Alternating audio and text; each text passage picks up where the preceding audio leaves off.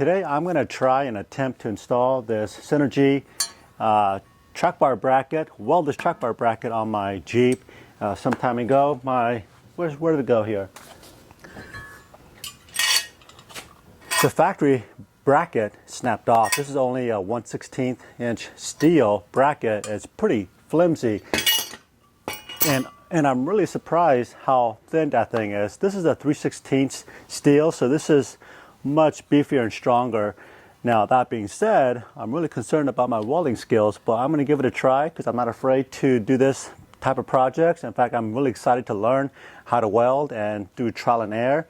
So hope you guys will stick around and see if I do this correctly. And number two, there's not a whole lot of videos out there. In fact, only two videos.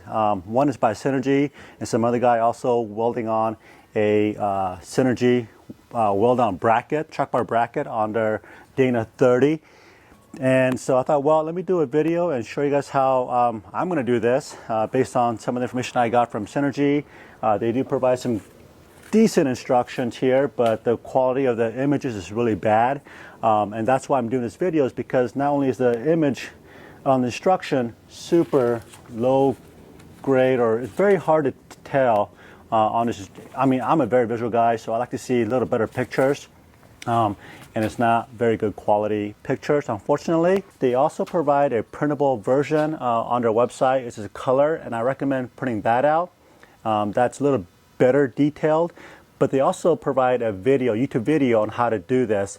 Now, the video is also great, but the problem with that video is it's very dark and it's really hard to see. So the reason why I'm doing this video is not because I want to show you how to do this, not at all. In fact, I am a very, very, very beginner level welder, but I'm going to do this because I want to learn how to weld, number one, and I also want to do this because I love doing these projects. So honestly, the real purpose of this video is just to have another visual reference on YouTube for if you guys are welding on your front track bar. So I'm hoping to maybe bridge that gap between their video and our video. So if you guys watch maybe both, it might be more helpful. So let's take a look at the actual factory bracket itself. Now, on here is the Metacloak track bar bracket adapter, and what this adapter does is it raises the track bar location up about 3 inches, because this is where the factory is.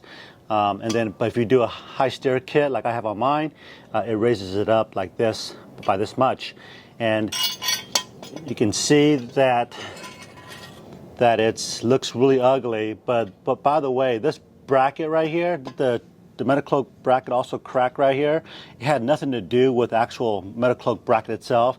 It's the actual stress on the factory bracket, and me driving it and not knowing that it was breaking and cracking and stressing caused the Metacloak to crack as well. So the Metacloak bracket itself is also, looks like about a 3/16, so it's much beefier than the factory bracket itself.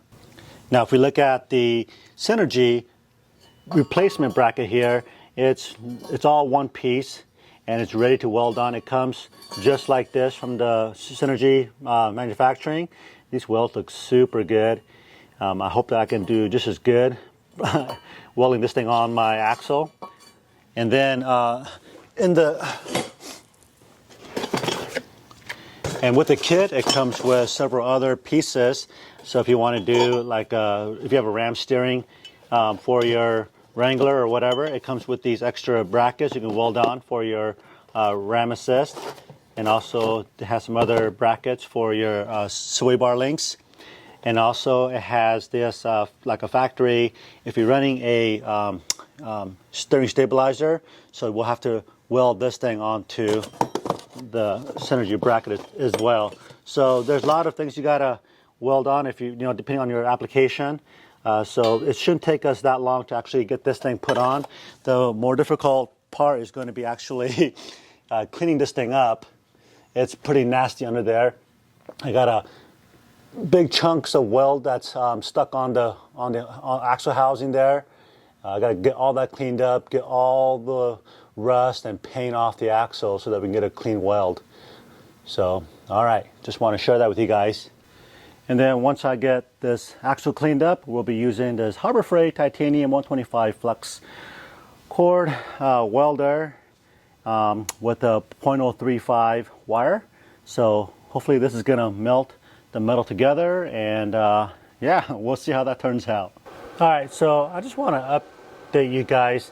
I've been following along this instruction so that you have a good idea of what they're asking you to do, so that the things that I'm doing right here is a step-by-step process that Synergy recommended.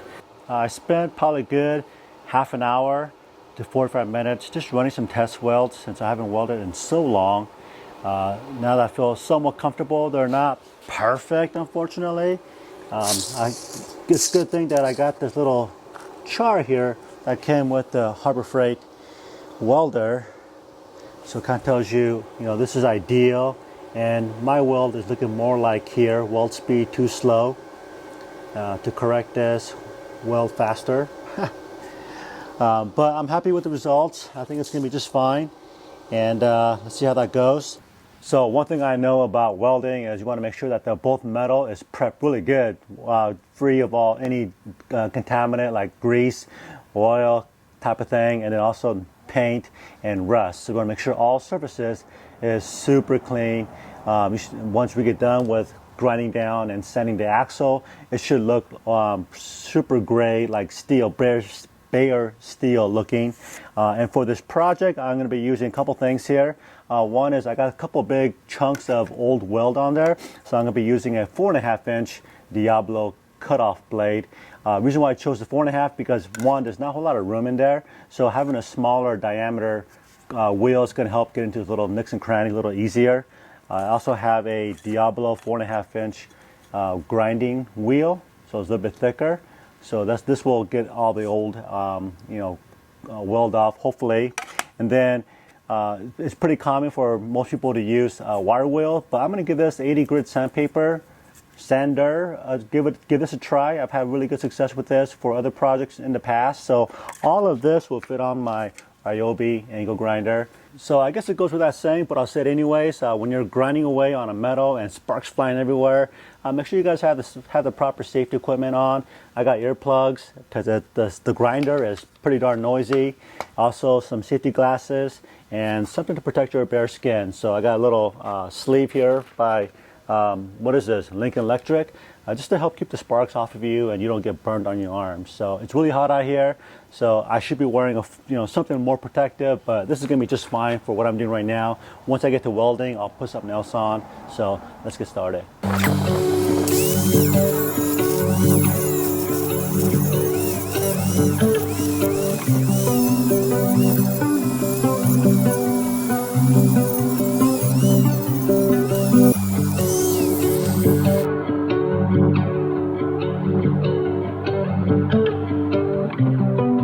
So I got most of the weld off the axle.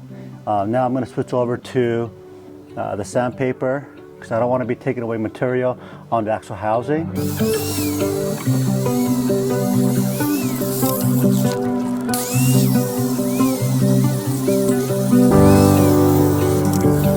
All right, so what do you guys think?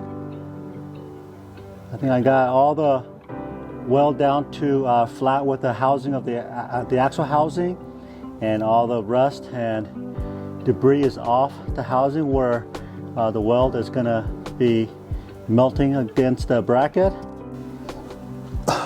All right, so now I'm going to do just a dry fitting. Take the bracket and lay it on the axle housing, and I know where all the weld point's going to be, so I just want to make sure that wherever we're laying down the weld, that all the rust and debris is down to the bare metal. And got a little more cleaning up to do down at the very bottom there, and under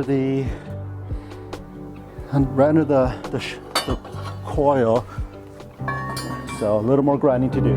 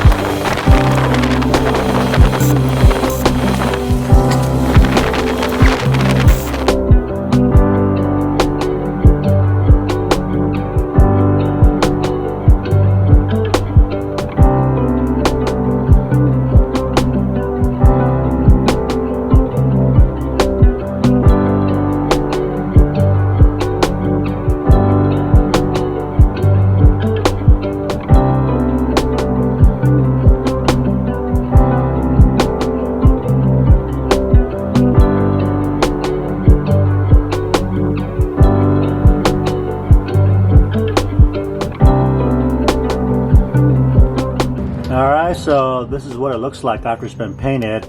I painted 3 coats of primer and 3 coats of paint. I used the Rust-Oleum hammered look.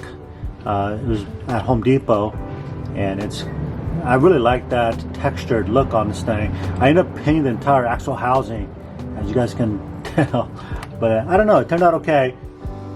Hey guys, so it's been a couple weeks since we completed the welding of that bracket.